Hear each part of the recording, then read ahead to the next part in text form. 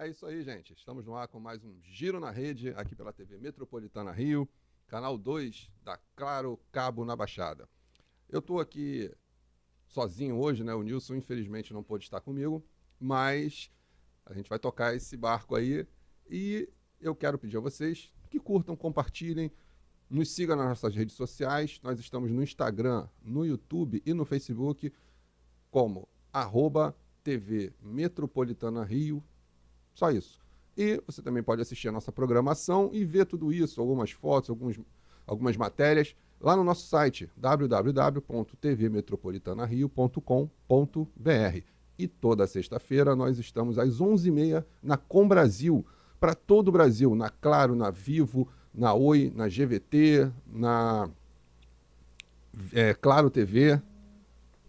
Você acompanha o nosso programa toda sexta-feira, 11h30 da manhã. É uma reprise do programa, no caso, hoje o Fábio está aqui comigo. Sexta-feira você assiste ele lá na Com Brasil, em qualquer lugar do Brasil que você estiver. E também pelo mundo, pelo nosso site e nossas redes sociais. E o meu convidado de hoje é nada mais nada menos que Fábio Tenório Cavalcante. Fábio, prazer te receber aqui, cara. Carlos. Obrigado pelo convite. Eu que agradeço, rapaz. De maneira nenhuma, feliz de estar aqui. Estar no seu estúdio, conversando contigo, falar um pouquinho da nossa terra. Pô, rapaz, falar dessa história, né, que tua família faz parte, né, rapaz? Você tem um sobrenome pesado, né, rapaz? Forte, né? Faz parte. Meu avô, o ex-deputado Tenório Cavalcante, se tornou uma figura nacionalmente conhecida. E nós estamos falando de nacionalmente conhecida quando não existia internet. Exato. Quando não existia Facebook, quando não existia Instagram, quando a notícia para chegar a Manaus levava uma semana, 10 dias, e ele conseguiu a surpresa de se tornar conhecido no Brasil inteiro, quando nós não tínhamos tecnologia nenhuma. Então, tenho muito orgulho de ter sido criado por ele, de ter aprendido tudo que eu sei na vida com ele e da herança que ele me deixou, que é o seu sobrenome. Fábio, você tem uma vida pública já longa, né? Você já está aí na vida pública há bastante tempo. Sua família, né? Sim. Minha família toda, porque meu avô deu o start. Ele foi deputado federal, deputado estadual, deputado federal durante muitos anos e foi cassado pela Revolução em 64. Logo após, mas se exilou em Duque de Caxias. Tinha dinheiro para poder ir para qualquer lugar, como Brizola foi, como Miguel Arraes foi, como Jânio Quadros foi, como todos os outros que puderam sair do país, foram embora. E ele se negou a sair e continuou em Duque de Caxias. Criou um bairro em Duque de Caxias, chamado Vila São José, lá no Pantanal, onde eu fui criado, com muito orgulho, e se isolou ali. Construiu 1000 casas populares. Caramba. 1000 casas populares com o dinheiro dele. E aí você pode me perguntar, mas como o Tenório tinha tanto dinheiro? Porque era deputado, porque fazia política? Não, ele tinha dinheiro porque ele tinha um jornal que o fez muito rico. O jornal chamava-se Luta Democrática. Luta Democrática. Naquela época o jornal vendia tanto quanto o Globo vendia, o Jornal do Brasil vendia, a Última Hora vendia, o Dia, os jornais da época. E isso deu uma fortuna para ele. E ele pegou esse dinheiro e construiu, foi para Vila São José, que era nada, aproveitou-se de uma enchente que houve em Caxias, muito grande, e partiu para aquele terreno e construiu um sítio e 1000 casas populares em volta dele. Construiu um posto de saúde, construiu uma escola e um clube. Fez uma cidade em volta dele com o seu próprio dinheiro. O próprio é que é louco. Porque Exato. Quando eu assumi com o meu irmão Maurício as coisas dele, nós fomos para lá achando que íamos ensinar alguma coisa, e a primeira coisa que eu fiz foi olhar aquelas casas, e aquilo ali, Carlos, parecia Disneylândia. Era 24 horas a luz acesa. É mesmo? Porque era uma conta de luz única que ele pagava. Caramba. Ele deu a casa para as pessoas e a luz era ele que pagava. As pessoas tinham o bônus e ele tinha o O ônus. ônus. A escola que ele criou, que era desde o jardim de infância até o supletivo, também pago por ele. Porque ele queria que como ele foi um nordestino que veio muito de baixo, foi pobre, passou muita dificuldade, ele queria passar isso, queria que as pessoas não passassem isso. E aí criou essa escola, criou esse clube para se ter vida social e um posto de saúde. E lá passou a vida dele. Logo depois, meu tio, que também casado com a minha tia, irmã da minha mãe, a Sandra Wideckel, veio a ser deputado estadual, deputado federal, prefeito de Caxias de 2 vezes, e o único senador que a Baixada Fluminense teve até hoje. Até hoje, a Baixada não é Caxias. A Baixada nunca conseguiu fazer um senador. O Wideckel foi o único senador que a Baixada Fluminense teve. E aí, continuei na política, trabalhando com ele na prefeitura, trabalhando com ele no Senado, em Brasília, e já tentei sair da política já não tem mais 10 vezes. A cachaça me pega de volta. Rapaz, assim, na tua família, ô Fábio, vocês são em quantos hoje vivos, né? No geral, no e geral, hoje vivos? Não, no geral, o meu avô teve 4 filhos. Posso mexer aqui? Pode. Ele teve 4 filhos. Das 3 já estão mortas. Minha mãe e mais 2 tias. Só tem uma viva, que é a mulher do Wideckel, que mora no sul de Minas, São Lourenço, que foi com os filhos para lá. Meus primos acompanharam, chegaram a ser prefeito 2 vezes de São Lourenço, meu primo, que tem o mesmo nome do meu avô, chama-se Natalício Tenório Cavalcante. Caramba. E foi prefeito de lá 2 vezes, elegeu a mulher prefeita quando saiu, e agora perderam a eleição e ele está voltando para ser candidato a prefeito de novo. Então a família é grande, são 11 netos. Só eu e meu irmão Maurício fomos criados pelo meu avô, que é uma história muito louca, porque o meu avô era candidato ao governo do estado. Para quem não sabe, ele foi candidato a governador do estado da Guanabara e do estado do Rio de Janeiro, depois que unificou. Uhum. E perdeu por pouco, mas concorreu, fez uma ótima votação, e no meio da campanha, nós estamos falando dos anos 50, o besta do meu pai resolveu se separar da minha mãe. Caramba. Nós estamos falando, Carlos, numa época que mulher desquitada era apontada na rua. Isso.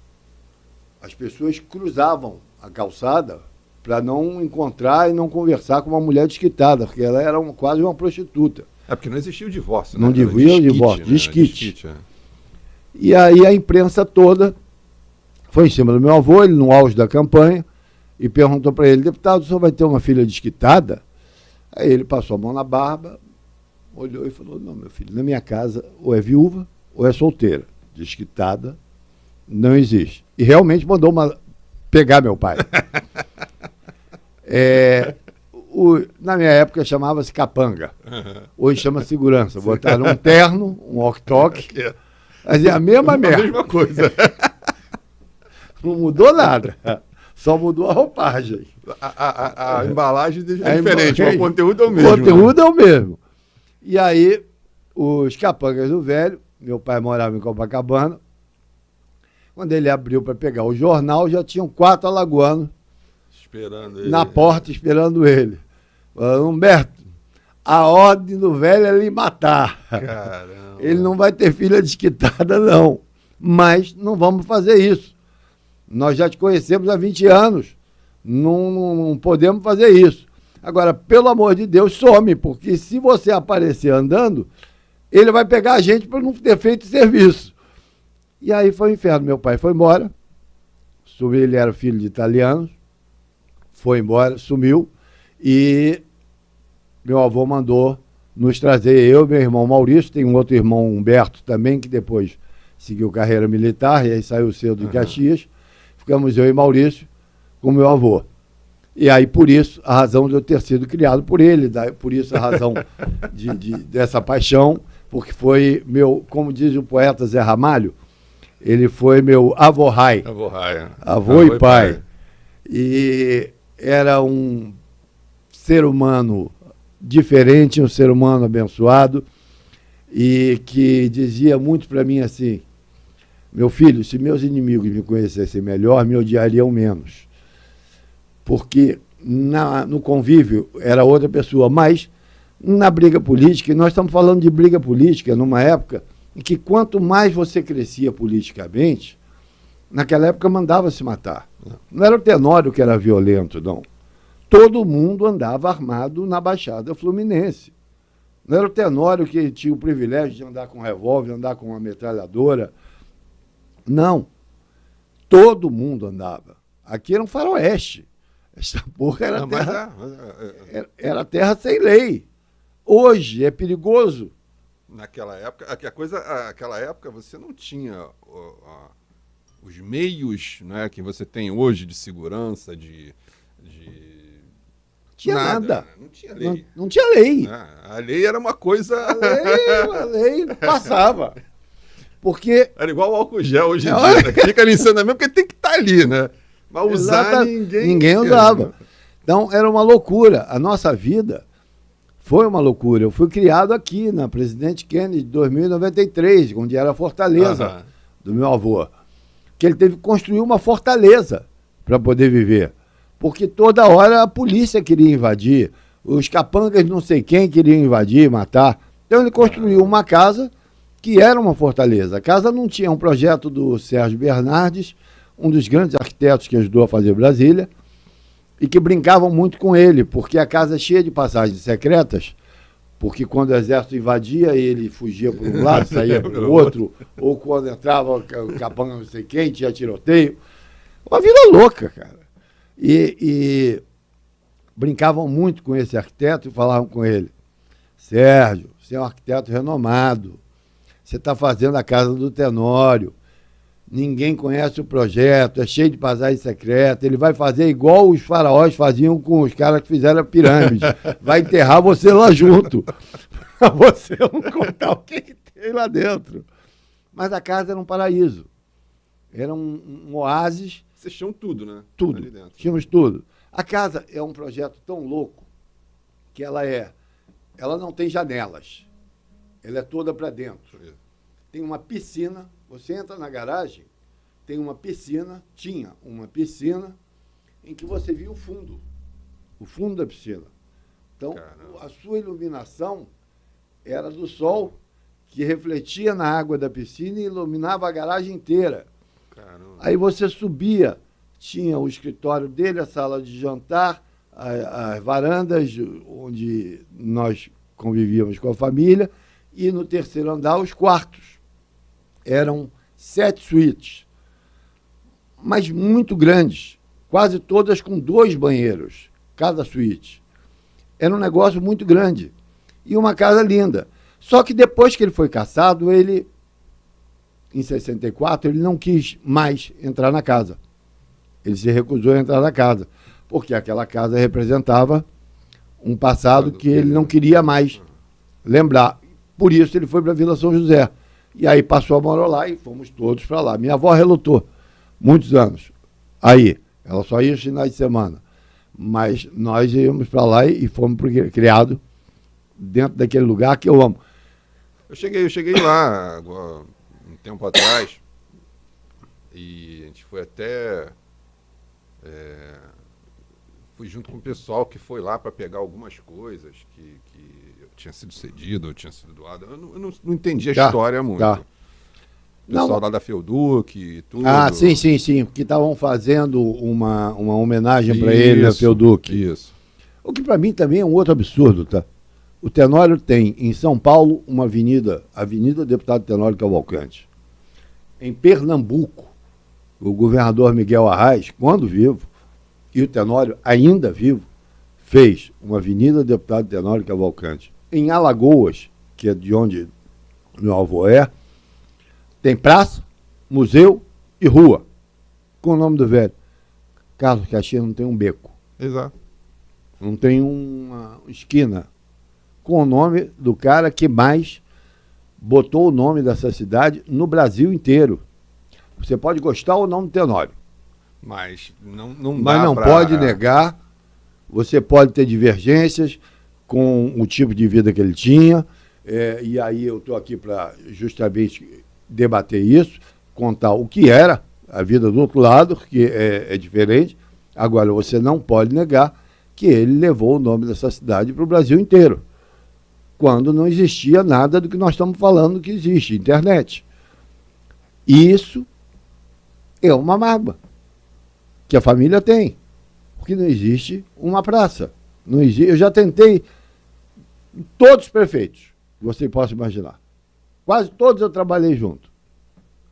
Mas eles não fazem nada que abane o nome do velho. Aí então, está entregue na mão de Deus o dia que tiver. Um dia, né, cara? Alguém vai se atentar para isso e vai ter um momento de lucidez. Porque realmente, cara, o Tenório, ele é um personagem importante. Assim, vamos ser sinceros, sem bajulação, sem nada. Sim. Mas se a gente for ver a questão histórica, o Tenório é o maior personagem de Caxias. É o maior. É o maior. É o maior. Por tudo, por toda a mais trajetória conhecido dele. do que o Luiz Alves de Lima e Silva. Exato. O Duque de Caxias. Eu chego até hoje, passado... Meu avô morreu em 1987, 5/5/87, comigo, dormindo, com 47 tiros no corpo e 18 facadas. Caramba. Mas não morreu de tiro, não morreu de facada. Morreu comigo, dormindo. Até hoje, passado tantos anos da morte dele, que eu vou a São Paulo, eu vou a Brasília, eu vou a Minas, eu vou aonde eu for, no Brasil, que eu escreva meu nome, que alguém não olhe e fala... Porra, tu é parente daquele cara lá, da capa preta, da metralhadora? Não adianta. Ele é o maior personagem que essa cidade já teve. Agora, é uma questão política. As pessoas, a classe política, se recusa a... Dar méritos, né? Dar méritos ao cara que teve uma vida conturbada. Teve. Eu queria viver a vida dele. Ter a vida que ele tem. Passar 24 horas esperando alguém te dar um tiro, esperando alguém te matar, porque você cresceu politicamente. Quando eu fiz o filme, O Homem da Capa Preta, o Wilker era muito meu amigo, pessoal. E aí, nós fomos procurados. Quando lançou o filme, o Jogão era vivo ainda? Ele foi no lançamento. É o único caso da história do Brasil. Um filme sobre um político vivo e que foi na estreia do próprio filme. É muito louco. Caramba. Tá vendo? Esses detalhes é que a gente não tem isso registrado, Emmanuel. Não. Eu já falei, né, mas aqui na nossa terra entra por um lado e sai por outro. Não consegue. Já tiveram alguns vereadores que procuraram, queriam fazer e tal, não prosperam. Não tem eco. O filme não foi ideia nossa, foi ideia de 2 produtores e um jornalista que trabalhou, me fugiu o nome dele agora, ele fez Pichote também, o jornalista. Eu conheci o Pichote. O autor do Pichote é eu vou lembrar o nome daqui a pouco. Ele tinha escrito um roteiro, uma ideia de um filme, conversou com 2 produtores que gostaram da ideia e aí nos procuraram para ter autorização para fazer o filme. Meu avô já estava velhinho, eu já tinha tirado ele de Caxias, que ele estava já bem adoentado, e eu tirei ele de Caxias porque senão ele não parava de atender. A minha vida inteira foi acordar naquela Vila São José Alguém pediu. com uma penca de pessoas, nunca menos de 50. Mas tinha de tudo, tanto povo, quanto políticos, quanto empresários, quanto jornalistas, que iam lá todo dia e queriam conversar com o velho. Adoravam ficar conversando com ele. E ele teve Alzheimer. Não.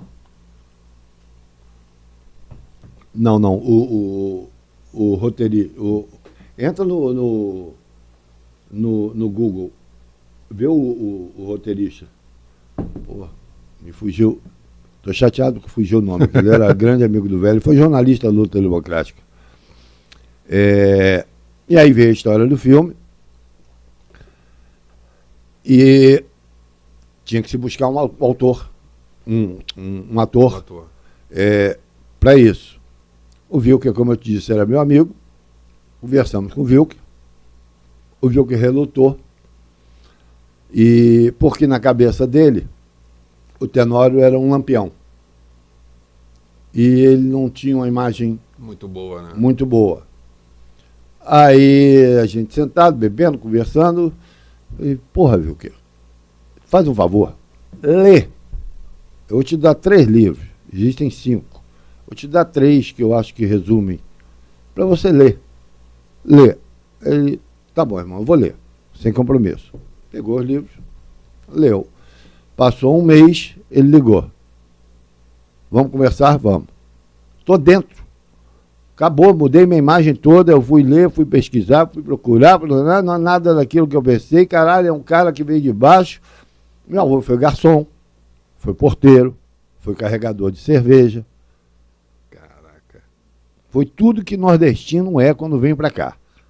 Burro de carga. E ele era mais um. E aí o Wilker aceitou. Aceitou, começamos a conversar. E aí ele... Bom, eu queria mais coisas. Você tem mais coisas dele para ler? Eu falei, tem, mas por que você não vai lá em casa e conversar? Ele falou, ele está vivo? Eu falei, tá vivo. Está com um processo de Alzheimer, não está legal, mas está vivo, conversa. O passado, então, que o Alzheimer... o Alzheimer mais recente, né? O mais recente é que foge. O passado fica todo. Aí ele, você está de sacanagem? Eu falei, não, vamos para lá agora. E aí fomos lá para casa. E o Wilker ficou 2 meses indo lá em casa uma vez por semana, almoçar com a gente e conversar. E foi deixando a barba, foi cruzando a perna, igual como o velho cruzava, coçando a cabeça, como ele coçava, gesticulando, como ele falava, e foi pegando o que eles chamam de laboratório, que o ator chama de laboratório. Só que ele tinha um laboratório na frente dele, na frente né? dele. Isso é que é maneiro, né? Isso aqui é do caralho. Isso aqui é do cacete. Ele tinha um laboratório ali. O personagem estava ali. E aí foi desenrolando a conversa, foi pegando o jeito de falar, foi ficando parecido, porque ele era um grande ator. E tendo ali o personagem na cara dele, ao ponto que um dia, no meio do almoço, meu avô ficava contando histórias, ele ouvindo, conversando, mas ele analisando muito mais os trejeitos de mão, de fala, de tudo, para poder compor o personagem. Aí um dia, na hora do almoço, meu avô olhou para minha cara, deu um tapa na mesa e perguntou assim, ô moleque, você está me remedando dentro da minha casa? Meu filho, aí ele fez assim para pegar a arma. Caramba! O Wilker ficou branco. Não, deputado, é porque o filme, saber de filme, você está me remedando. Eu mexo, você mexe, eu faço isso, aquilo. Ele fez para pegar, eu já tinha tirado as armas dele, porque não podia mais ter arma, mas foi uma cena hilária. Hilária. E aí fizemos, quando eu vi o Wilker a primeira vez, de capa, na Fortaleza, de capa, chapéu, barba, eu tive uma crise de choro, chorava sem parar. E ele incorporou Se meu avô estivesse vivo, poderia-se dizer que ou estivesse morto, poderia-se dizer que o personagem encarnou no Wilker. Porque quando você vê o Wilker no filme, você vê o Tenório. Ele ficou exatamente igual em todos os sentidos. E aquilo contaminou, tanto que o filme foi um sucesso. O filme ganhou todos os prêmios do Festival de Gramado. Melhor ator, José Wilker. Melhor atriz, Marieta Severo, fazendo Minha Avó. Melhor diretor, melhor música, melhor júri popular. Os 5 melhores prêmios o filme levou. E foi um sucesso. E eu já estava vendo para fazer a continuação, porque o filme acaba quando ele é caçado. Ele deixando alguns personagens fugirem do país, levando para a embaixada, que ele se recusou aí de fugir do país. E nós já estávamos vendo a continuidade quando viu que morreu. Aí perdeu-se o encanto. Porque hoje, né, eu até nessa questão, Fábio, eu tenho uma crítica muito grande, porque eu acho que hoje, cara, a gente está perdendo muito qualidade. Sim. Nessa questão de atores, atrizes. Sim. Né? A gente está assim, a safra está muito fraca. Muito fraca. Entendeu? Muito fraca. Não tem, a gente nunca mais vai ter. Eu estava conversando com Nunca mais vai ter um Wilker, nunca mais vai ter um Tony Ramos, nunca mais vai ter um Tarcísio Meira, um Lima Duarte. Não tem. Não Mas, tem. Assim, não estou desprezando a garotada que está. E eu não estou falando isso nem por questões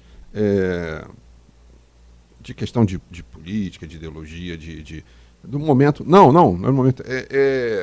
Porque os atores, né, a galera da cultura mais antiga, tinha um diferencial.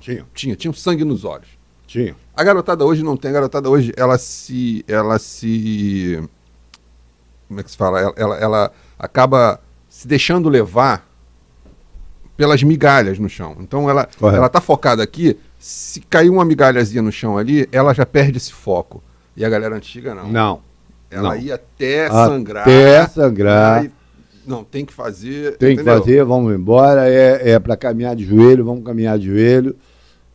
Não tem mais isso. Isso, tanto na classe artística quanto na classe política. Putz, então aí que aí lascou. Aí a gente tá lascado. Olha, eu vou te falar que é mais fácil tu conseguir um ator para fazer o papel do teu avô hoje do que você achar um político no calibre dele. Não acha. Não acha? Não tem. Se você peneirar, botar uma peneira assim com cada buraco de 1 metro, não acha. Cara. Não acha. Não tem. Primeiro porque o dinheiro passou a falar mais alto. Eu fui criado pelo meu avô para sucedê-lo, para continuar a carreira política que ele tinha iniciado. Tanto é que ele me lançou deputado em 1982. Ele ia voltar, como o Brizola voltou, como o Arraes voltou, como todos os outros voltaram. Ele ia voltar e ia ser candidato a deputado. E, na época, nós estávamos no PDS, era o partido que sucedeu a Arena, e houve um desespero grande do meu tio, que era o prefeito da época, o IDEC, pedindo que, por favor, ele não viesse candidato, porque a pesquisa já dava que ele teria tanto voto que ia aniquilar muita gente da política.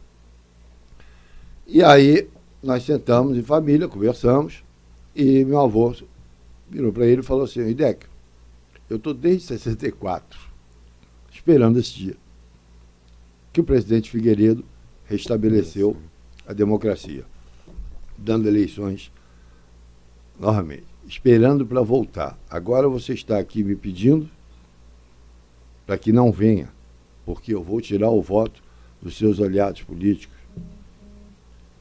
Eu vou fazer uma coisa. Eu aceito com uma condição. Você é meu genro, não é meu neto, não é meu sangue. Eu preciso de alguém do meu sangue.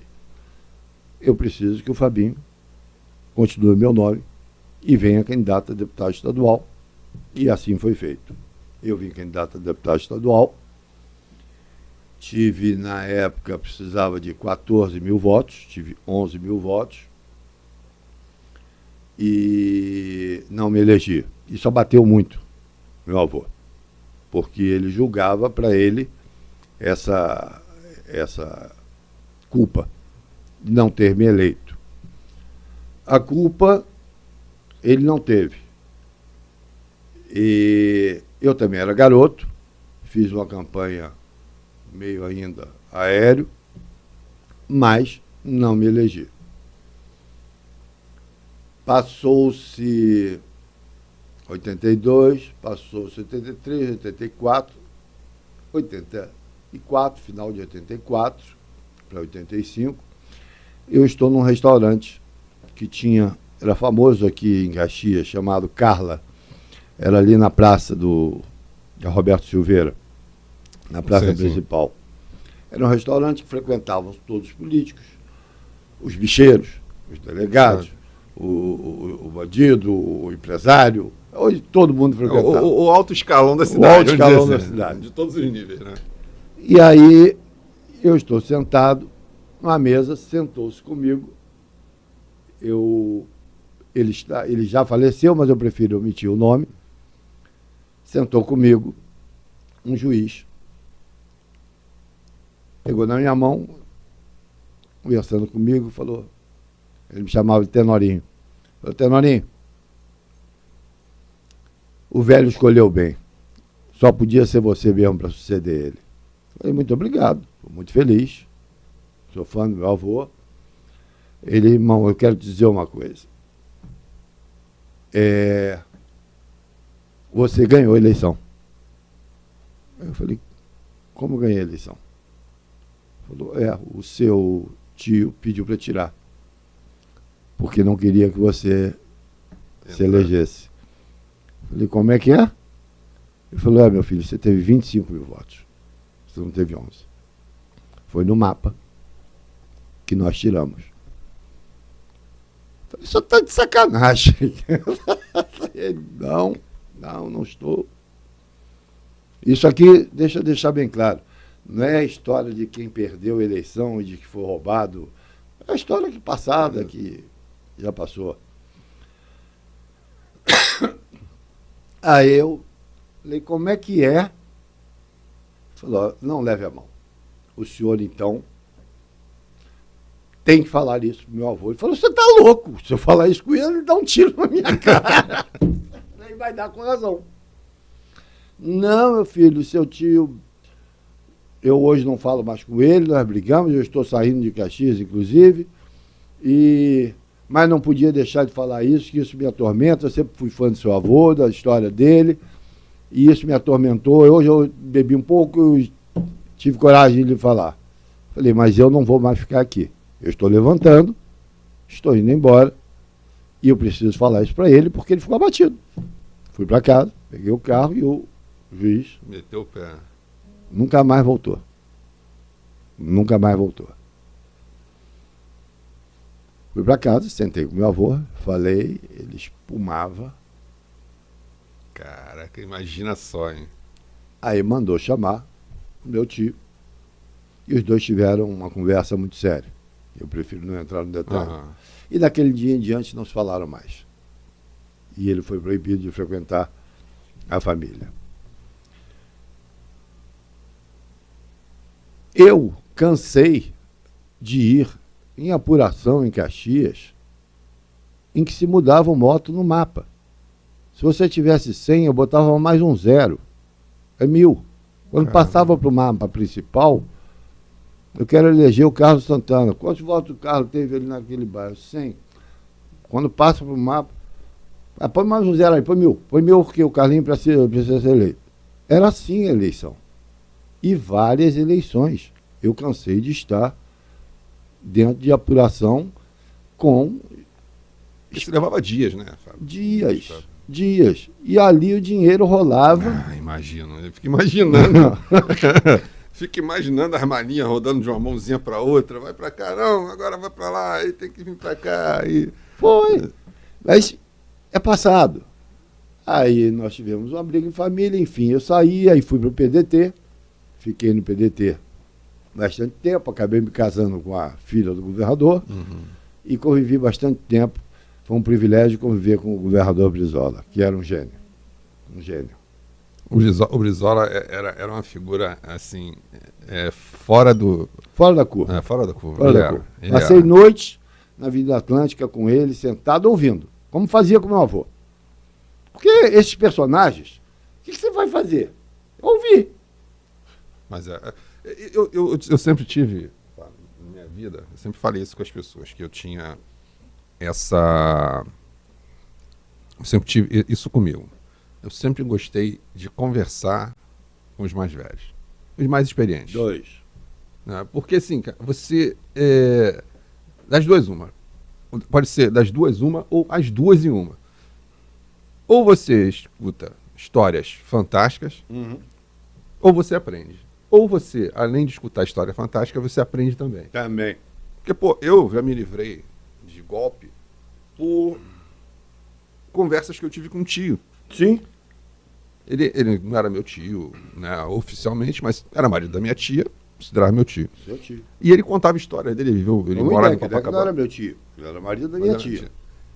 Mas era tio, vem no pacote, né? Vem no pacote. E, cara, assim, eu sempre aprendi muita coisa. Eu lembro até hoje, a primeira coisa que eu fiz, quando aconteceu comigo, foi ir lá e falar com ele.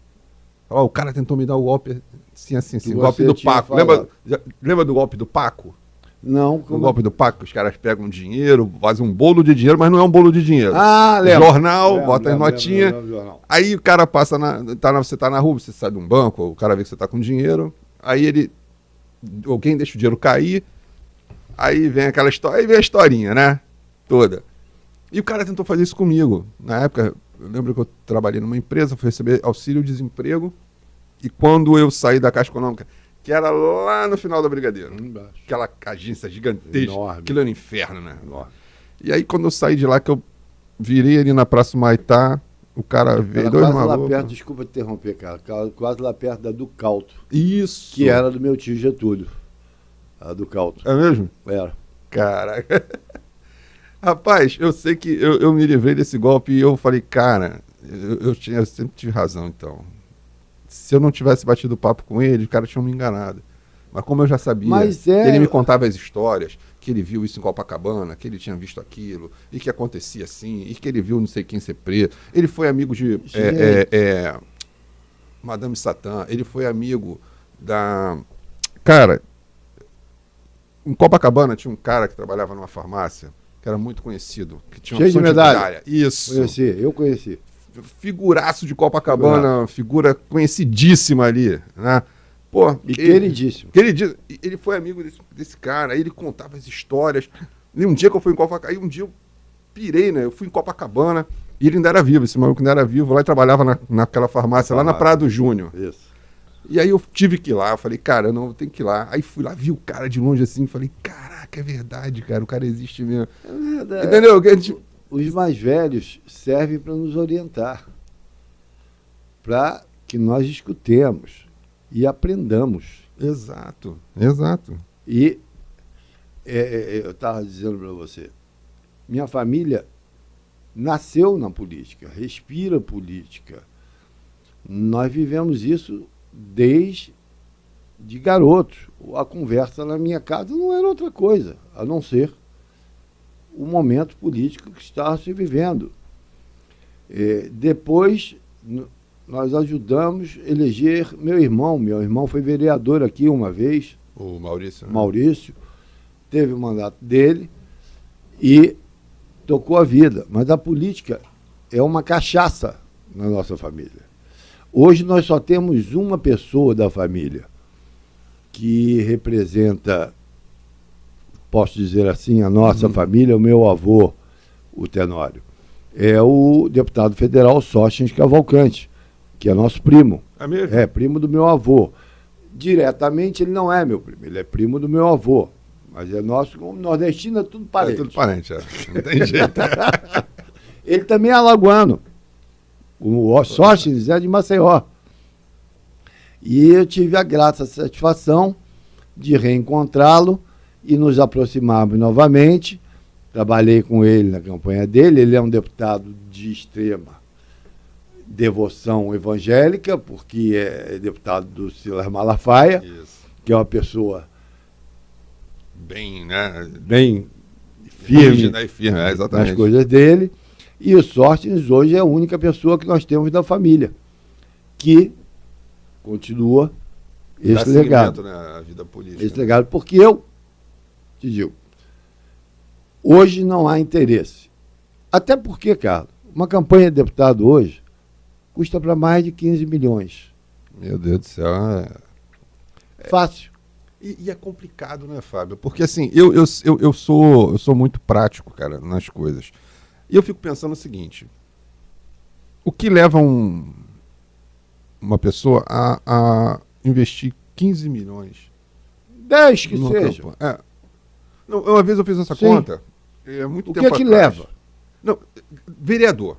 Vereador, pronto. O vereador de Caxias está ganhando quanto? 10 mil? 12 mil? Quanto ganha, Sérgio? 19 mil. Né? Aí você tem um negocinho aqui, um negocinho ali, né? Vamos lá, uns 22, 23 mil. Então, aí você bota aí, 23 mil dá 48. Ah, você vai somar o salário todo para ver se recupera o que gastou na campanha? Não. Esquece. Não, exatamente. Não, mas é isso. Essa era a conta que eu fazia. Porque quem trabalha pensa dessa forma, né? Pô, eu tenho que comprar alguma coisa. Aí você tem que fazer o cálculo de, pô, se vai dar para você pagar. Então você tem que ver quanto você ganha, quanto você tem que gastar aqui, gastar ali, gastar ali. Sim. Pô, vai sobrar tanto, mas eu tenho que Sim. ter tanto, tem que dar uma farpelinha ali guardada ali para se der um problema. Aí eu, pô, cara, não é possível. O cara não pode, investir uma grana dessa se no final do mandato, se ele não gastar um centavo. Não fecha a conta. Não fecha a conta. E aí, nós voltamos para a mesma matéria. Eu fui criado por um homem que me ensinou que os partidos eles têm que atrair adeptos. Hoje os partidos têm clientes. É, exatamente. Não é mais adepto, é cliente. Eu vi gente e gerações que acabaram, eu convivendo também, de pessoas que se dedicaram à vida ao meu avô, que vieram de Alagoas e passaram a vida conosco e trouxeram os filhos que continuaram fazendo aquilo, mas numa paixão que não existe mais em política. Eu andava com meu avô no Rio Branco, Carlos, parava, juntava a multidão. Ele subia numa porcaria de uma caixa de sapateiro, do engraxate, e ficava falando 1 hora, 2 horas. E as pessoas ficavam ali ouvindo. Pega um deputado, anda no Rio Branco com ele. Não, Hoje. O problema hoje é tu fazer um deputado falar, né? Alguma coisa que alguém entenda, né, cara? Não, porque eu vou te falar. Acabou a admiração do povo pelo político. Eu na minha vida inteira, eu devo ter ido a umas 4 sessões da Câmara de Caxias. Bom, 4. e você é jornalista. Se eu juntasse essas 4 sessões e tirasse assim, um conteúdo que vale a pena eu publicar, gravasse tudo, daria um vídeo de 5 minutos. Tenho certeza. Isso esticando muito. Tenho certeza. Tenho certeza. Porque assim, eu já vi vereador que ficava se escondendo embaixo da tribuna, embaixo ali né? Para não falar. Vereador que falava no microfone que você não conseguia Entender o que ele está falando. E que caraca, o que esse maluco tá falando, cara? O cara que vai ler a ordem do dia e não consegue ler, ele não sabe o que é vírgula, ele não sabe o que é ponto, nada. Não sabe ler. E aí eu falei, isso é a política. Olha, quando eu fui secretário de trabalho aqui, e o Célio, que está aqui comigo, o Celinho da Saúde, foi meu subsecretário, e que, na verdade, foi o secretário, quem trabalhou para cacete foi ele. Eu fazia mais política. Teve um dia que eu precisei ir a Brasília. Aí eu fui a Brasília, liguei para o Sócios, avisando que estava indo lá. Ele falou, primo, que bom, pô, então vem aqui pro gabinete, me encontra aqui, pra gente almoçar. Falei, tá bom, fomos almoçar. Aí ele, o que você veio fazer? Se eu posso ajudar como deputado? Eu falei, não, já está resolvido o que eu vim fazer, vim só pegar um convênio que eu estou tentando levar para Caxias, mas não precisa, já está tudo certo. Ele, não, então vamos comigo. Eu quero que você vá comigo lá na Câmara. Eu falei, tá bom, bora. Aí fomos para a Câmara. E aí, ele não entra no plenário comigo, e não pode entrar. Se você não for deputado ou chefe de gabinete, não pode entrar. Bom, eu sei que ele deu um jeito, e foi ao microfone e me chamou. Eu estou aqui com muito orgulho, quero apresentar o meu primo, que hoje é o secretário de Trabalho, Emprego e Renda de Duque de Caxias, e estou muito feliz com a visita que ele está fazendo, e pedi a ele que viesse aqui para lhe dar um abraço pessoalmente, publicamente, e quero dizer para vocês, para os que não sabem, estava cheio o plenário, para os que não sabem, o meu primo é neto do ex-deputado Tenório Cavalcante, o homem da capa preta. Quando ele acabou de falar isso, 30 deputados vieram em cima de mim, de diversos lugares. Os que me recordam mais rápido foi o Espiridião a mim, que é difícil de esquecer. Me fugiu agora os nomes.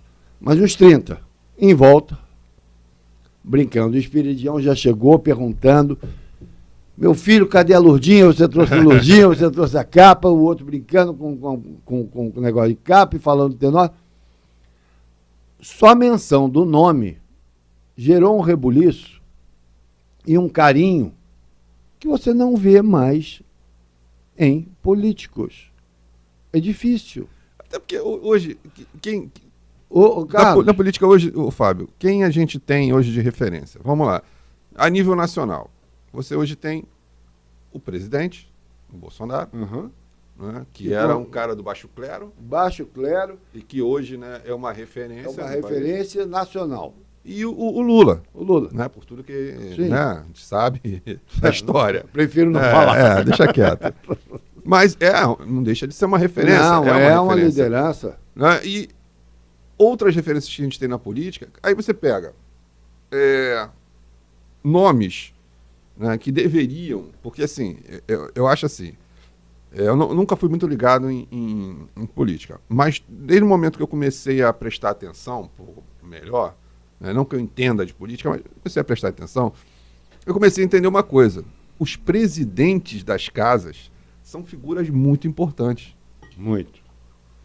E são nomes que, dentro da política, marcam. Hoje, a gente tem um nível de virtude inverso.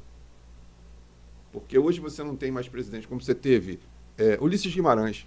Cara, foi um grande Guimarães pode gostar dele ou não, mas foi um cara que deixou o nome dele para a história, né, por vários motivos. Né, a Constituinte, a promulgação. Você pode gostar ou não, mas tem que reconhecer. E foi um presidente do Congresso que marcou. Todo mundo sabe que Ulisses Guimarães foi presidente do Congresso Nacional.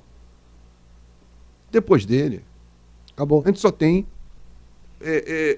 você negativo, não lembra. Coisa negativa. Você não lembra. E os nomes que você lembra são negativamente.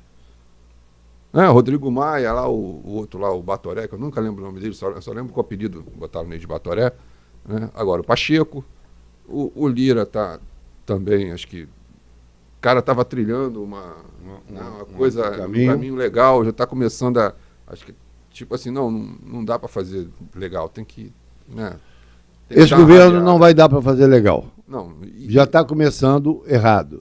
Já está começando pedindo uma PEC de 200 bilhões, fora 200 bilhões, fora do teto de gastos, para poder começar a brincar.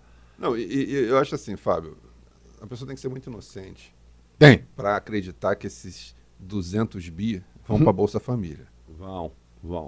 A família de quem? Depende. Não, que tem essa questão da semântica, né, também, né? A família de Bolsa Família. Mas, de repente, não é para a família brasileira. É a família pobre brasileira. De repente, para alguma família. Ninguém está mentindo. Famílias. É Bolsa Família. Não, é mentira, não é? Pode ser para alguma família. Né? De repente, fora do Brasil. Não, eu vou te contar. Eu não votei no Lula. Trabalhei para o presidente Bolsonaro. Porque meu primo foi candidato a deputado. Primeiro, pela minha simpatia pelo presidente. Segundo, porque meu primo também é deputado do PL e representante da bancada evangélica no Congresso, que é um peso muito grande. Muito grande. São 110 deputados que ele representa e uns 15 ou 20 senadores. É maior do que muito partido. Em partidos grandes, né? Em partidos grandes. Agora, vamos começar um novo governo. Eu torço pelo Brasil, sou brasileiro, não vou torcer contra o meu país, mas estou triste. Não é só porque eu perdi a eleição do presidente da República. Os outros eu ganhei todas. Os deputados que eu votei ganharam todos. Mas estou triste porque eu já vi esse filme. E pior, né, agora, né? E agora é pior, porque estão há 4 anos secos. Exato. Então, a fome que está vindo aí é grande. É assim, você prendeu o cachorro. Você prendeu lá o cachorro. Ele está ali furioso porque você prendeu ele. Uhum. Você acha que a oportunidade que você abrir aquele portão, ele vai continuar onde ele está? Ele vai voar para cima de você com dente, com tudo que puder. Mas é o que eu venho falando. Esse governo vai ser o governo da vingança. Vai ser o governo da vingança. Entendeu? E vai sobrar para todo mundo. Para todo mundo. Eles vão perseguir, eles vão partir para dentro, eles querem retaliação, eles querem vingança no sentido da palavra. É isso mesmo. Isso é uma porcaria para o país. Nós somos um país continental. E, infelizmente, a população voltou e votou para que esse lado ganhasse. Respeito, resultado. Pronto. Agora, que eu estou triste? Estou. E eu acredito, Fábio, vou te falar, que esse governo não vai até o fim. Eu não creio que vá. Ele não vai até o fim. Eu não creio que vá. E a gente vai ter um problema muito grande porque você sabe, você convive em política desde que você era criança. Uhum. Né? Teu avô é um símbolo dentro da Não, eu faço política, fui secretário, fui vice-presidente do IPEM, trabalhei no governo do estado, saí há pouco tempo, tenho uma relação ótima com o nosso governador, que é um cara de bem pra cacete. A política, ela é muito dinâmica, mas a fome que essa gente está vindo espanta. Não, e você tem a questão do seguinte, a política ela é de baixo para cima. De baixo para cima. Então, o cara, ele tá lá por conta do voto, né? Mais ou menos, né? Mas tudo bem, deixa quieto. Mas ele dá conta do voto. Mas quem está aqui embaixo, os outros da escadinha, né? Ele está lá no topo da escada, mas você tem uma outra escada que vem até a gente aqui no térreo. Uhum. Essa galera toda depende do voto. E tudo que ele fizer lá vai respingar nesse povo aqui de baixo. Vai. E quem está no térreo, que somos nós, o povão, a gente está insatisfeito, a gente não vota. É isso aí. Entendeu? É isso aí. E é aquela história. Toda organização tem um chefão. Show de bola. Mas quando esse chefão começa a prejudicar toda a organização... Aí vem o caos. Exatamente. Aí vem o caos. Entendeu? Se um pilar, né, colapsa, a estrutura toda vem abaixo. Vem abaixo. Entendeu? Eu compactuo do mesmo raciocínio. Eu acho que esse governo não chega ao fim. Está começando torto. Pô, mil pessoas numa transição, Fábio. Fábio, é assim, vamos construir uma casa? Vamos. Vamos lá, ó, preciso aí me dá aí, ó, 15 cabeças, 15 homens para começar essa obra, tá bom. Tem quanto tempo para fazer essa obra? Tenho 2 meses. Aí passou um mês, eu ainda tô chamando, aí já tem 1000. Mas caramba, mas como é que... É uma meia água. É uma meia água, é quarto, sala, cozinha, banheiro. Mas tem 1000 cabeças para fazer essa casa? Não tem medo. Como assim? vai fazer nada. Você não tem nem Brasil para 1.000 pessoas. Nem Brasil para 1.000 pessoas. Acho que nem no governo federal tem 1.000 pessoas administrando. Pô. Se tu pegar o primeiro escalão lá, tá, pô, brincadeira, cara. Eu fico muito triste. Vou estar acompanhando na oposição, porque meu primo vai fazer oposição, o PL vai fazer oposição. E hoje o PSDB também, né? O Aécio já declarou que o PSDB Aécio declarou, eu não estava ciente. Já falou que o PSDB é oposição. Vai ser oposição ao governo. Não vai abraçar. E vai crescer. É porque é essa história. Hoje o PSDB se tornou um partido nanico. Olha, foi um partido que nasceu grande e era um dos maiores, cara. Era PMDB, né? Era o PMDB, que é MDB agora. Eu trabalhei, Carlos, em Brasília, com o líder do governo do PSDB, senador Arthur Vigílio Neto, de Manaus. Foi eleito por Manaus, mas é carioca, meu amigo. E eu tive o privilégio de ficar com ele lá. Era um partido grande demais, e organizado, e coeso, e foi desmontando, hoje é um partidinho. Exatamente. E eu vou te falar, um nome que se eu fosse hoje do PSDB, um nome que eu daria essa culpa se chama Fernando Henrique Cardoso. Total. Ele acabou com o PSDB. Ele fez questão de acabar com o PSDB. Porque o PSDB já estava caminhando num nível que a figura dele não era mais necessária. Ele fez questão de destruir para que a figura... É o ego. É o ego, é. É o ego. Para que se voltasse os holofotes para a figura dele. É o ego do político, que é um negócio louco. Louco. É um negócio doente. E eu estou contigo. Não sabia, desculpa, não estar ciente, não sabia que o Aécio já... Foi, se eu não me engano, foi ontem que ele falou numa entrevista no Twitter, se eu não me engano, e falou que o PSDB já é oposição a esse novo governo. Exatamente por isso. E a análise do pessoal fez foi essa. Se ele não fizer isso, ele vai afundar cada vez mais, vai mais para fundo no abismo. Aí vai mais para fundo. Entendeu? Vai mais para fundo. A chance é virar oposição para poder crescer. Eu estava conversando aqui, Fábio, a gente recebia aqui dois vereadores aqui, né, de Caxias, né, o Alex e o Valdeci. Gosto dos dois. Recebi o Grilo. O Valdeci, eu conheço que o Valdeci é amigo de infância. Adoro o Valdeci. Do meu Adoro o Valdeci. Então, assim, eu só não conheci ele pessoalmente, né, me conheci do meu casamento, mas já lá onde eu moro, em Primavera, já é uma figura, né, bem conhecida. E ele está trilhando um caminho direitinho ali, tá? Eu gosto do Valdeci. Entendeu? É bem presente, pelo menos na região ali, segundo distrito, um cara bem presente, as pessoas procuram, é um cara que foi bem votado. É o pior voto, Carlos. É o pior voto que você conseguir para vereador. Que é porque teu vizinho é candidato, teu porteiro é candidato, o cara da padaria é candidato, o chaveiro é candidato. Onde você passa que você vai pedir voto, todo mundo é candidato. É o inferno.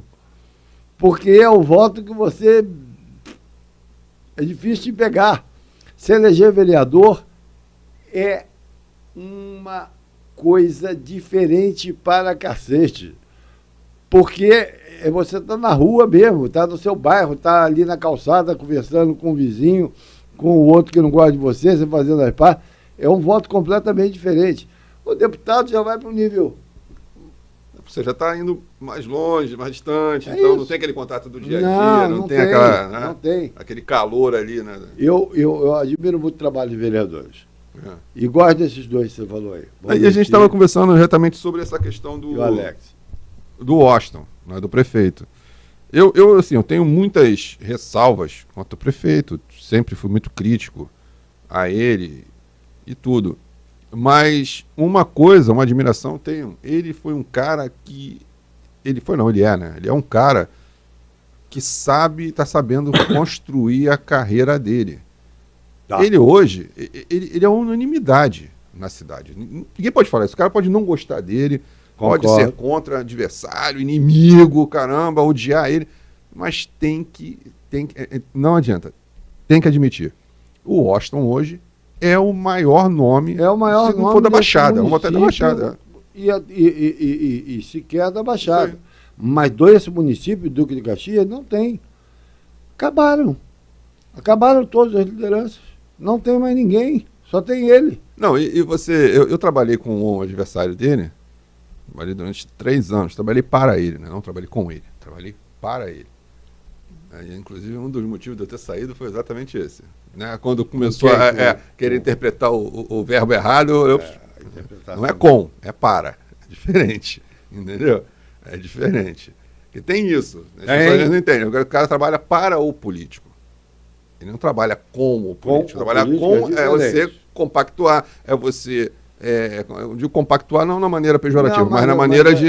Não, você está ligado ao trabalho do cara. Raciocínio. Agora, quando você trabalha para ele, não, você presta um serviço para ele. Então, é aquilo ali, acabou. Fora dali, você é um cidadão como qualquer outro. E eu reparei isso. Eu comecei a ver o seguinte, o primeiro indício que você vê que o cara é forte é quando você vê que o cara tem praticamente todas as lideranças da cidade. Ou seja, em todos os bairros, aquelas pessoas mais influentes, mais fortes, estão com ele. E quem não tiver, ele vai atrás para conquistar. Exatamente. Exatamente. Se não tiver, Entendeu? ele vai plantar na tua rua, ele vai plantar na tua porta, ele vai mandar alguém falar no teu ouvido até sentar e conversar. Ele tem essa característica. O Valdeci, cara, o Valdeci é um exemplo disso, pô. Eu digo isso porque eu tive experiência com o Valdeci. Na hora que o Valdeci começou, teve aquela questão do Ceasa. E eu fui fazer uma matéria com o diretor do Ceasa. Diretor não, presidente, né? Então, o presidente do Ceasa. E na época o Valdeci foi comigo. Aí eu liguei para ele e falei, vereador, ele era oposição, ferrenha, pá. Vereador, tô indo lá. Quer ir? Quero, vambora. Aí foi, liguei ele comigo. Aí chegou lá, conversando com o cara da entrevista, vamos embora. Fiz a matéria, no outro dia eu plantei lá no Moacir do Carmo. Aí o secretário de comunicação, uma figuraça. Haroldo, pá, querendo tretar, e o Washington viu que estava rolando um clima ali. Aí o Washington veio e falou, prefeito, a parada é a seguinte, aí isso. A gente foi lá, falou com o cara. Se o senhor não falar nada, beleza, se não quiser falar, o senhor não precisa falar. Agora, se o senhor não falar nada, a verdade que vai ficar é dele. A dele. Aí não, eu falo. Aí foi lá, deu entrevista rapidinho e foi embora. Aí passou um tempo, aí o Valdeci viu que o negócio não era por ali. Porque assim, é complicado você ser oposição de um cara que tem toda a situação dominada. Ele é um cara que tem a cidade toda na mão dele. Ele sabe tudo o que acontece na cidade, ele sabe tudo que tem que ser feito, ele sabe como fazer, aonde chegar, conhece o município. E o cara tem um link direto, Palácio Guanabara, Brasília. Tem. Putz. Ele não precisa de intermediário. Exatamente. Ele pega o avião e Washington não depende do deputado para falar com ninguém em Brasília. Ele não depende de deputado nenhum para falar com o Palácio Guanabara. Ele tem o caminho direto. Você pode ter restrições ao Washington. Você pode ter qualquer razão para não gostar dele, é um direito. Toda unanimidade de Adelson Rodrigues é burra. Toda unanimidade é burra, né? Mas ele é habilidoso, é carismático, é persistente, tanto é que ele hoje é a maior liderança desse município. Exato. Não, e eu vou te falar, da Baixada. E da Baixada. E ele só... Fábio... Eu torci para ele ser vice do governador. E vou te falar, ele só não entrou porque eu acho que ele deu um vacilo numa situação que... Eu não sei se por de repente por uma questão de estresse, tem sempre um momento que a gente está meio ser humano. ruim e acaba dando uma deslizada, né? Porque não, assim, não é do feitio dele dar ponto sem nó. Não. Mas deram uma freada nele. Só que é o seguinte, só deram a freada nisso. Só. Ele continua sendo o cara. Continua. E eu aguardo de camarote as eleições municipais próximas para ver o que vai surgir aqui. Exatamente, tem isso, né? Acho, vou te falar, tem mais gente querendo saber esse resultado do que até o da Mega Sena da virada. O que vai acontecer? Essa resposta é a resposta de milhões. Entendeu? Porque eu vou te falar. Ninguém sabe o que vai acontecer. Porque vai ser uma incógnita. Uma coisa é certa. Aquele ou quem que tiver o dedo do Washington vai entrar. Vai pesar, vai modificar e vai definir isso aqui.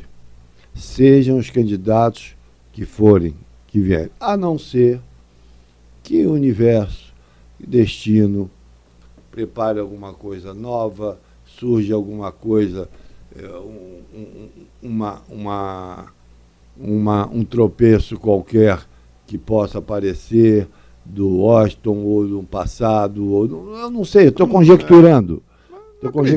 Mas, tirando isso, as eleições municipais estão na mão dele. É o nome que ele pegar indica, né? O poste e disser, é esse aqui. Este aqui será.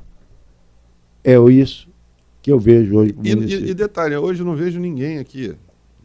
Hoje, nosso desenho político da cidade, eu não vejo ninguém que tenha força para chamar a atenção. A gente teve o Marcelo Seudino na eleição passada, que fez até fez o papel, votação, 70 mil. Fez o papel bom. Fez o papel bom. Lamento por ter perdido o mandato também. Merecia ter o mandato. Mas eleição é isso. A gente ganha e perde. Faz parte do jogo. Infelizmente, né? Não tem para onde correr. Fábio, deixa eu te perguntar. Você está junto com o teu irmão no partido? Não. Maurício está na presidência municipal do PRTB. Eu estou sem partido e estou só com o meu primo, com o deputado sócio, acompanhando ele. Estou no governo do estado, mas acompanho ele e sem partido.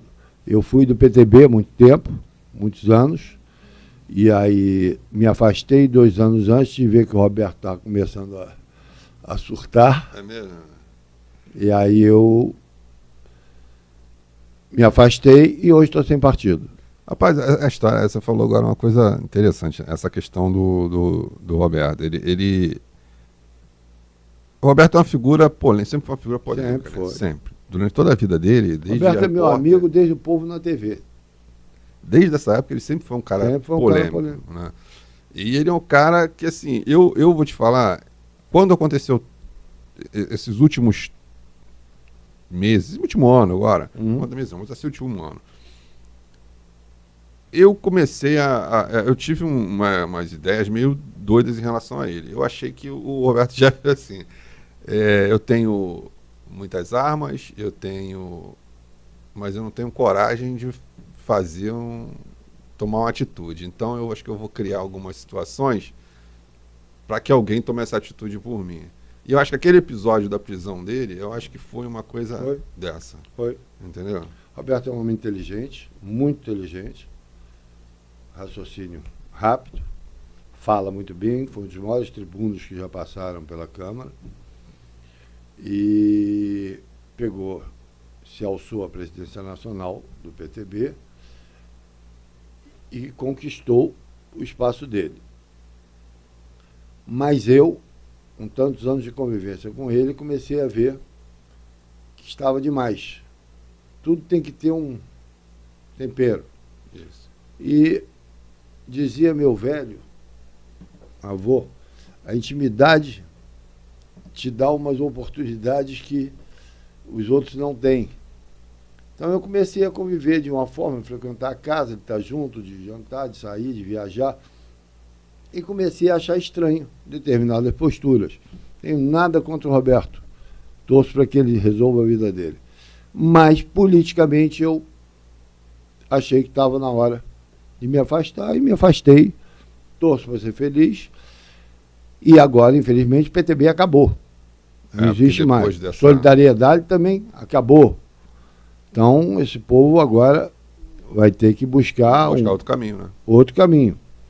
Porque esses partidos acabaram. E eu lamento que o PTB é um dos partidos mais antigos do Brasil. Exato. Se meu avô estivesse vivo, eu não estava no PTB nem em sonho. Que o maior inimigo dele foi o PTB. A vida inteira. Mas o PTB de Getúlio Vargas. Não era esse. Ele era amigo do Roberto. Gostava muito do Roberto. Mas o PTB foi tomando outros caminhos e foi, vida que segue. Vamos aguardar os próximos capítulos.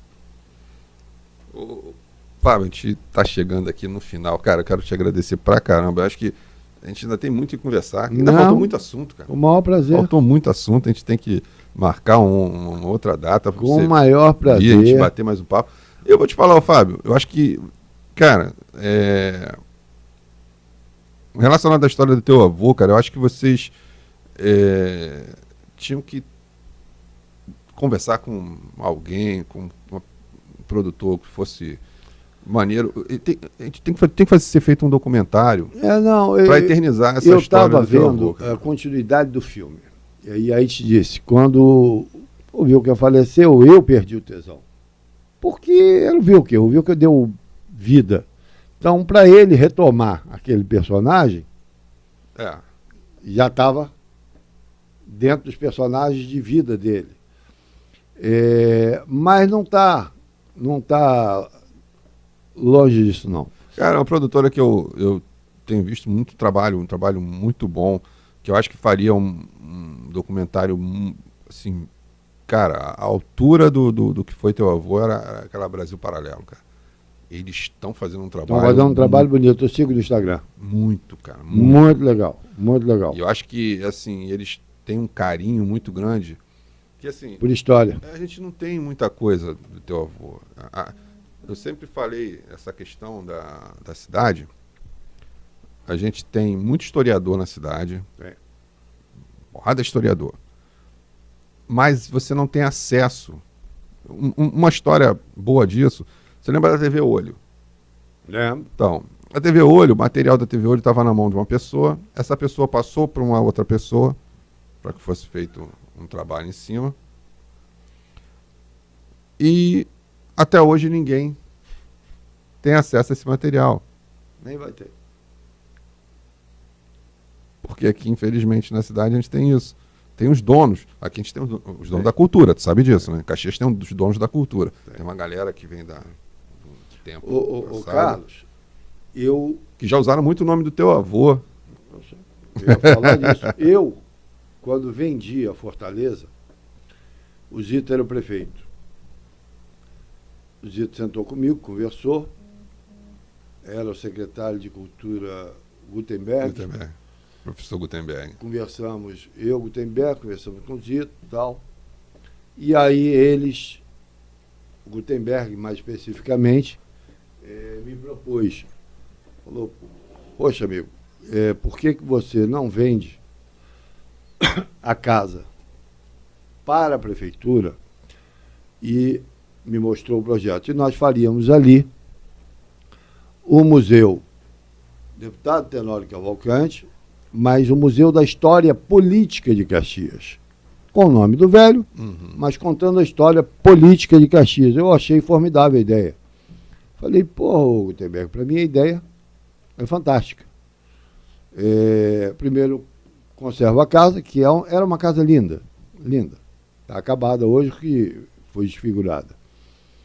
Mas faria-se o Museu da História Política da Baixada Fluminense. Minto, não era só de Caxias, era a história política da Baixada Fluminense, com o nome do velho. Eu falei, me atende, e atende minha família, é uma homenagem, para mim está perfeito, e tratamos da venda. da casa. Convenci, na época, ainda tinham 3 tias minhas vivas, que elas são as herdeiras. Conversei com elas, minha mãe e as duas, e elas aceitaram, todos aceitaram fazer a venda. E assim foi feito. Aí o Zito perdeu a eleição. O Washington entrou. E aí, esquece o museu. Acabou. Esquece mesmo. Botou-se uma Fitec, que está lá até hoje. Até hoje, né? Com uma plaquinha, lá no canto, escondido. Irmão, eu te digo só um negócio. Pode fazer o que quiser. Passarão, mas o nome desse velho continuar sendo. vai continuar. Não vai ter outro Tenório, não vai ter outro Brizola, não vai ter outro Miguel Arraes, não vai ter outro Jânio Quadros. São políticos que plantaram um nome na história. E, repito, goste ou não, brincavam muito comigo quando eu, em campanha, falava, porque você vai com essa capa preta que seu avô usava, que era do capeta, que ele tinha um pacto com o demônio e por isso que ele não morria. Ele não morria porque não acertaram o tiro certo, acertaram 47 tiros e 18 facadas, que é coisa pra cacete. Mas não acertaram o tiro certo. E o cara sobreviveu. E aí muita gente me perturbando com essa porra. Aí eu, um dia, num programa de rádio, na Rádio Tupi, tinham 2 pastores que vieram me atropelando com isso. E aí eu falei a mesma coisa. Falei, deixa eu pedir uma coisa para vocês. Primeiro estudem, leiam, interem-se do que é aquela capa preta. Não, que a gente sabe que ele fez um pacto, por isso que ele não morria, que é o capeta. Tá bom, é a visão de vocês. Respeito. Mas eu vou explicar aqui o que era a capa preta, que muita gente não sabe. O porquê da capa preta. Como eu disse, ele construiu um bairro, 1000 casas, escola, formou-se mais de 30 mil alunos naquela escola do Educandário Maria Tenório. Pago com o dinheirinho dele. Terreno. Ele era dono quase de, não vou dizer metade, mas grande parte de Caxias. Eu ficava o dia inteiro sentado com ele, se você chegasse lá e dissesse assim para mim, oi, deputado, tudo bem e tal, ele ia lhe perguntar, meu filho, de onde você é? Se você falasse, eu sou do norte, já entrou no coração. Ele já te olhava diferente. Sou de Alagoas, pronto, já levava a calça. E aí ele conversava, já conhecia seu tio, conhecia sua família, conhecia não sei o quê, começava a conversar e virava para mim, meu filho, vai lá dentro e pega um pedaço de terra, um lote para dar para esse rapaz. Aí eu pegava, ele assinava, dava para a pessoa e dizia para ela, meu filho, vai lá, seu lote na rua tal, não sei o quê, blá, blá, blá, passe na casa de material de construção, pode pegar uns tijolos para você, para começar a conversar, pega uma enxada para você plantar, para começar a sua vida, uma terrinha você já tem. Aí um dia sentado com ele, vendo aquela pilheira de lote abaixar, só eu e ele de madrugada, ele gostava muito de ficar de madrugada, que ele ficava escrevendo para o jornal, e a Kombi passava 4 da manhã, que tinha que levar para a gráfica. Caramba! Para rodar o jornal, o artigo dele. Aí ele escrevia, 3 e pouco, ele me acordava para eu ler, para ele escutar o que tinha escrito, para ver se estava legal. E depois a gente tomava um chá e aí eu me dormia. Como ele levava. Aí um dia, conversando com ele, eu falei assim, mas vou fazer uma pergunta para o senhor. Todo mundo que chega aqui fala que é do norte, o senhor já dá um sorriso bonito. Falou que é de Alagoas, o senhor já modifica. E eu estava arrumando negócio ali dos títulos de terra, abaixando. Sei, meu filho, fale. Desembucha. O que você quer saber? Falei, não, é porque eu estou ali vendo o senhor dando tudo. Você está preocupado com você? Não se preocupe. Eu vou te deixar bem. Deixa eu te falar uma coisa. Eu vim para cá num pau de arara. Sabe o que é um pau de arara? É um caminhão que bota 50 nordestinos lá atrás e vem de Alagoas para cá. Todo mundo chacoalhando, igual um inferno, e chega aqui e despeja. Eu vim nisso. Cheguei aqui, fui roubado. Fiquei sem pouquinho que tinha trazido. Comecei a vida. Fui trabalhar de peão, fui garçom, fui carregador de cerveja, tudo que nordestino é, burro de carga. Eu fiz o meu papel. Fui. Como eu era mais esforçado que os outros, eu comecei a me destacar. E aí, fui trabalhar numa fazenda, virei líder dos peões, enfim, me tornei político, e o resto você já sabe. Tudo que eu ganhei do povo. Foram eles que compraram o nosso jornal e que nos deram a fortuna que não tem. Então eu vou devolver tudo para eles. Como é que é? Sim, tudo. Quem me deu foram eles. Eu vou devolver para eles, tantos quanto baterem aqui e pedirem. Eu vou dar. E deu. Deu tudo. Me deixou mal? Não, de maneira nenhuma. E aí repetia para mim, você, ao contrário de mim, nasceu com casa, comida, roupa lavada, estudo e um nome. Se você não tiver competência para ganhar dinheiro com isso, eu não posso fazer nada com você. Eu falei, tá certo. E aí, voltando na história da capa, para terminar, nesse programa, aí, mas o que é? Então, eu vou lhe contar o que é a capa preta. A capa preta é que um dos garotos, que ele pagou os estudos, como tantos outros que ele pagou os estudos, este garoto acabou indo se formar em Coimbra, na faculdade de Coimbra, e trouxe para ele a beca de formatura, que é a capa. Ele ia para um comício e disse para esse garoto, vem comigo, porque eu preciso que você fale para aquela gente que vale a pena estudar, que você hoje é doutor. Porque eles precisam ouvir de quem veio lá de baixo como eles. Aí ele me contando. Aí, meu filho, levei o garoto. Comício, dei o microfone para ele, ele contou, o deputado me ajudou, eu fiz e tal, hoje eu sou doutor, me formei em Coimbra e tal, e vim trazer aqui a minha beca de formatura para dar. Ele falou, meu filho, naquele momento eu vesti a beca e comecei a fazer meu discurso. Estava ventando. E os jornais todos da época começaram a bater foto e colocar Tenório, capa preta, o homem, capa preta, o Tenório com a capa. Nunca mais tirei aquilo. Vi que servia. Virou a marca. Vi que servia como marketing e depois ganhei uma metralhadora do general. Existia o Ministério da Guerra na época dele. Seria o Ministério da Guerra.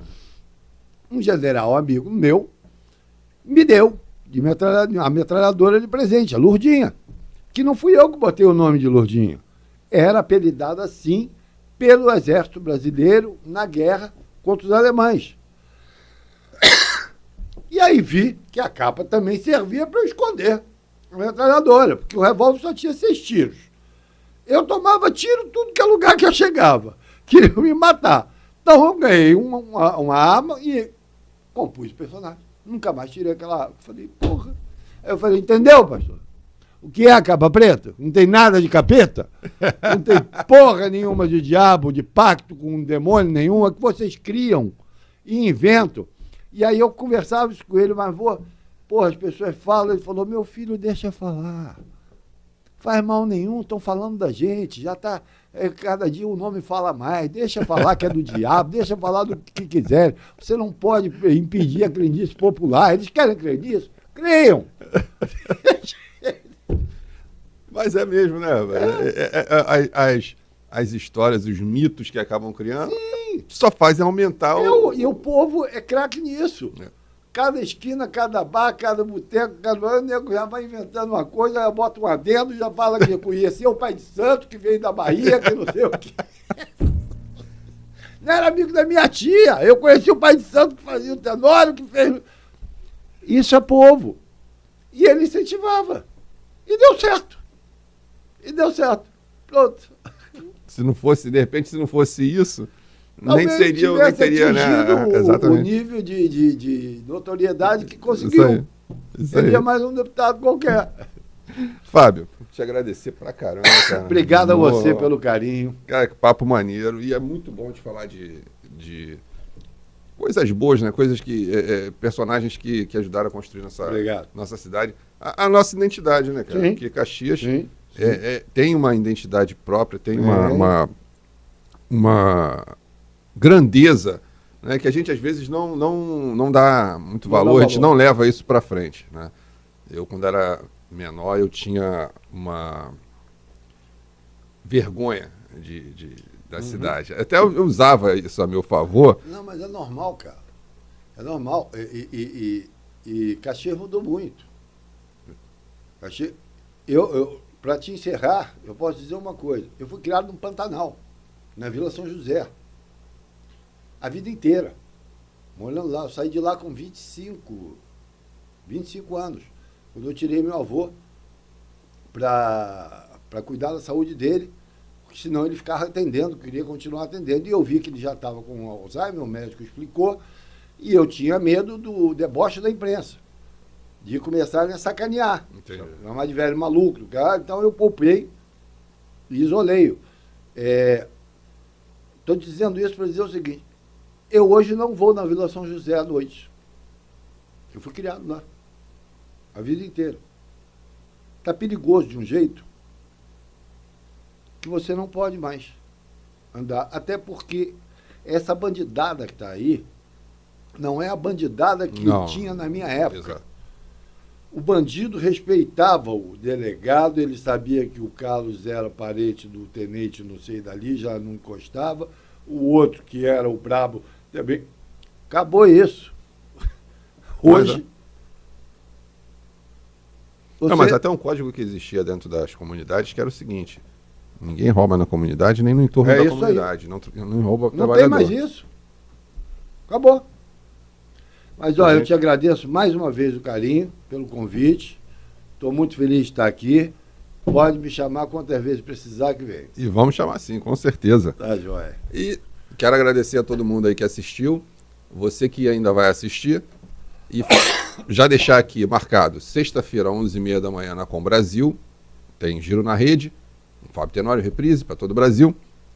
Você que quer ver outras pessoas, outros personagens importantes da nossa cidade, vai lá, entra na nossa rede social, fala lá: Carlos, leva fulano, leva ciclano, entendeu? Fala disso, fala daquilo. Dá lá sua sugestão, que a gente vai ver, vai te responder. E se for possível, se a gente conseguir, a gente vai colocar em pauta aqui. Tá ok? A TV Metropolitana é canal 2 da Claro Cabo. Você assiste. Você que tem a operadora em toda a Baixada, você assiste. Se você não tem a operadora, você pode assistir no nosso site, que é www.tvmetropolitanario.com.br, ou no YouTube, as matérias, os programas, você encontra tudinho lá. Tá ok? E eu te encontro aqui na próxima semana.